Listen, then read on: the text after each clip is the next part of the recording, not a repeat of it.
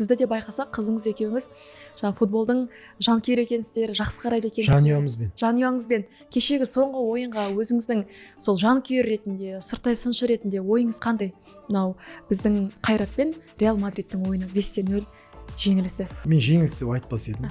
Себебі осыдан бір тіпті енді 1-2 жыл бұрын осы ойынның алдында да біздің Қайратты білмеймін, ешкім ойламаған шығар. Ондай дәрежеге жетеді, одан кейін әлемдік топ ең ғасырдың клубы аталған Реал Мадрид. Ғасырдың үздік клубы аталған, өзіңіз ойлаңыз. 100 жылдықтың әлем бойынша. Сол команда келіп тұр ғой бізге, басқа емес. Басқа топ клуб емес. Реал Мадрид келіп тұр да. Бұл да көп нәрсені аңғартады да. Біз келгеннің өзін жеңіс деп қабылдауымыз керек та. Мен сөйтіп қабылдадым. Ештеңе етпейді. Қазіргі мына жеңілісті мен жеңіп, 10-0 болса да мен не қылмаймын, себебі біз жеңіп қойғанбыз.